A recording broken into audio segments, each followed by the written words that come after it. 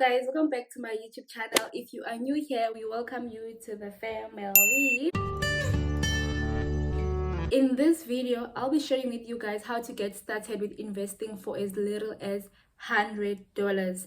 The most important things that you have to know before you start investing, brokers explain, and how you can find brokers outside and inside US, investors versus traders, and how to know which investment is good for you, who buys your stocks when you sell them. Before we dive deep into this video, I need to mention something. Investing is risky. I know you've heard this before probably 1,000 times, but I also have to say it again because it is important to know that. Anyways, so how can you get started with investing? For example, like investing with $100. The best way to go about it is to use a one share method. By this I mean you buy one share per company.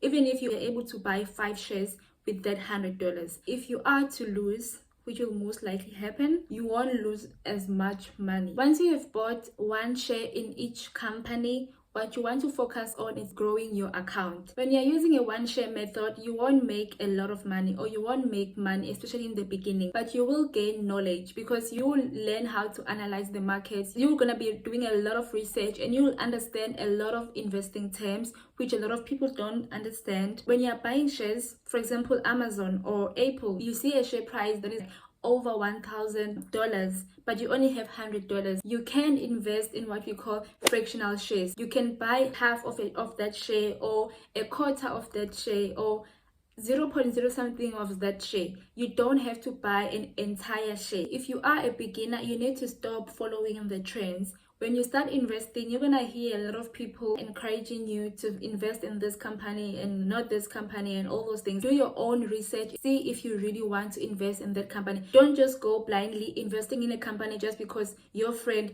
told you to do so, or just because you see famous people investing in that company. Avoid chasing the hype. When investing, strategy is key, guys. Another thing that you need to know when you start investing, focus on growing your account, not maximizing profit. If you're going to investing thinking that you're gonna make money overnight, I'm sorry to tell you that that's not going to happen unless you are really lucky and you are more of a trader than an investor. It might happen, but also you may lose all that money within a second. Every month, after buying maybe 5 or 3 shares in 3 companies or in 5 companies using the one share method, make sure that every month you set an amount for yourself that you can afford, even if it's $25, $50 that you're gonna put into your account, and you can buy more shares from there onwards. Another thing that I want you guys, or you as a beginner in investing, to know is that never invest to save. Some people, they save some money and they take their entire savings and start investing hoping that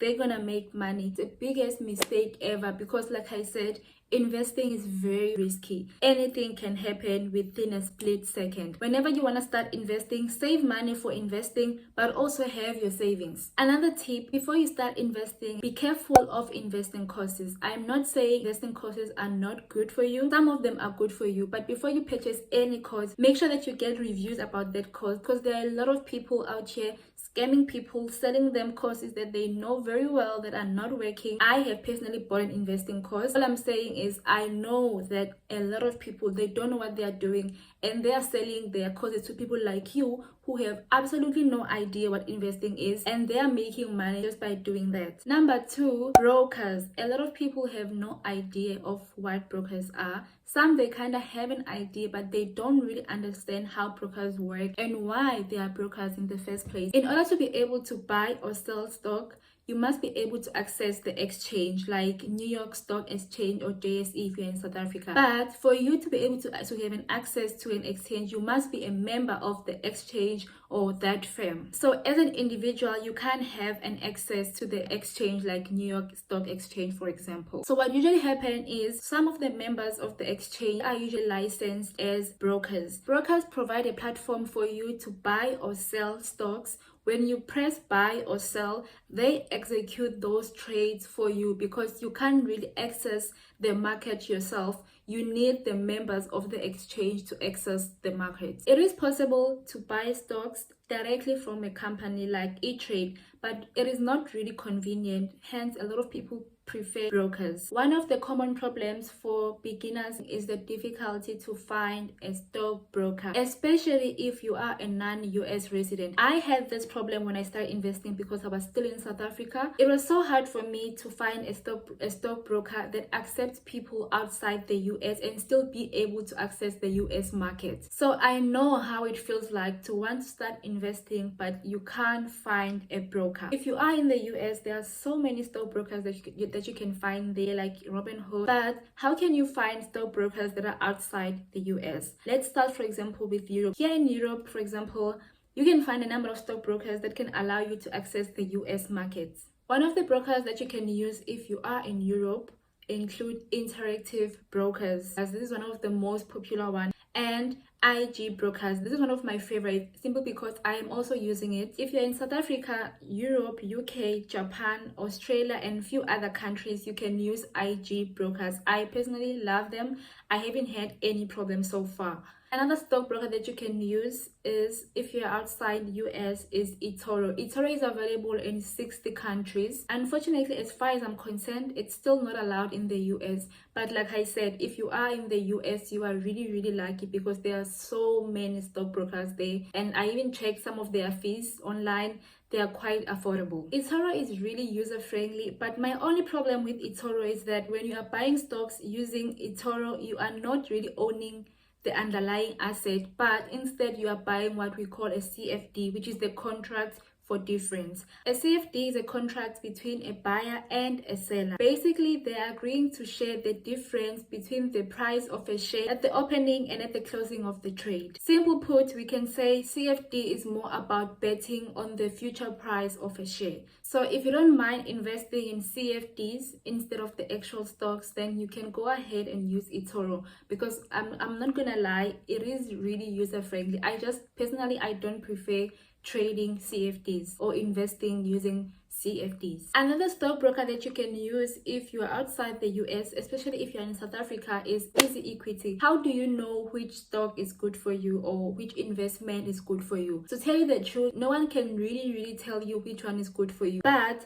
there are a few terms that you need to understand before you actually start investing. That way you can decide for yourself which investment is good for you. In the stock market, there are 3 different types of markets: shares, bonds, and funds. When you are buying a share or a number of shares, you are buying a piece of a company. You are buying individually. It's kind of risky compared to the other 2 markets that I'm going to talk about. Simply because if you are buying shares, you are putting your money in this particular company, and should anything go wrong with this company, then you are losing everything. Secondly, you can invest in bonds. Bonds are known to be less risky, simply because when you are investing in bonds, you are investing in debt securities. So you are lending your money to an institution, usually government. For example, you can invest in mortgage bonds.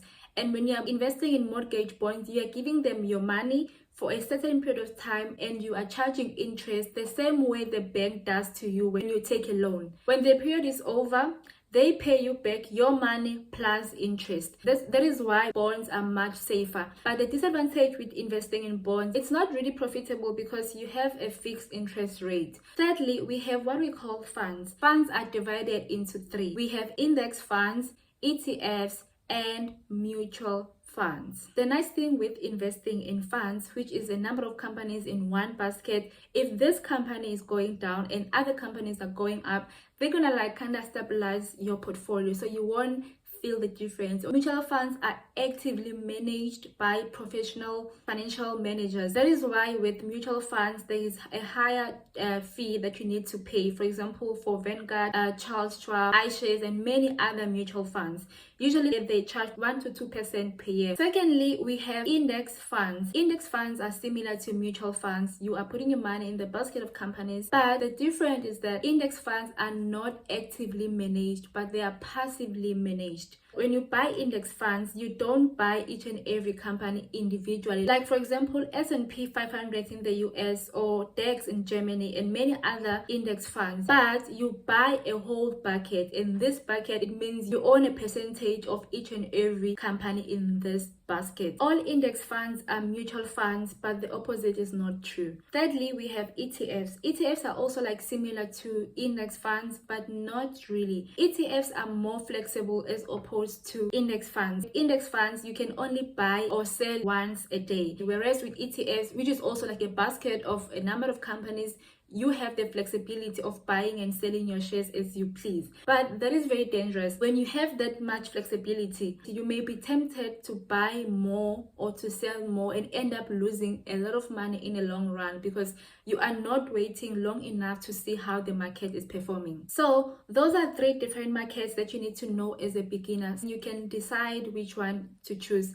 If your risk tolerance is very low, I would suggest that as a beginner, you start investing in bonds. And if you are a beginner, but you are very aggressive like me, you like taking risks, you can go ahead and invest in different companies. You are investing in this particular company. If it goes down, you lose everything. If it goes up, then you win. When you start investing, does that mean now you have to like stay at your screen all day long, executing trades, buying and selling? No. There is a difference between a trader and an investor. I am not a trader. I don't like sit down all day long buying and selling. I am more of a long-term investor. So what's the difference between the two? Investors, they buy stock and hold for a long time. And then we have traders. Traders are also investors, but they are buying and selling every single day or every week. They focus more on making profit now. Trading is good, but it's very risky. You can make a lot of money now and you can lose all of it. Another interesting question that seems to bother a lot of beginners is, who buys my stocks when I sell them? Guys, I know. I used to ask myself this question like all the time. What basically happened when the market is open is a buyer bids to buy a share at a certain price or the best available price, and a seller asks to sell their share or their stock at a certain price. When a bid and an ask match, the transaction or a trade occurs. Let's say a stock is at 50. There will be buyers who are willing to buy that stock at 49, 48 or 47. They're gonna wait and hope that the stock is gonna go down to 49, 47 or 48. At the same time, there will be sellers who are willing to sell at 51, who are hoping that the price of the stock that they already own is gonna go up. Maybe they are willing to sell at 51, 52 or 53. When the seller and a buyer match, then the transaction happens. In your brokerage account, you can see, or you will see, a bid and an ask price for a certain share. And when you put a market order and your order happens to please the limit order, then you'll be in a queue. And that's it from me, guys. This was an introductory video for beginners. There's gonna be a lot of videos about investing coming up, because investing is a really broad topic and I didn't want to confuse you guys with a lot of things. If you like to know more about investing, more ways of making money online, and as well as student tips, don't forget to click the subscribe button. See you next time. Bye.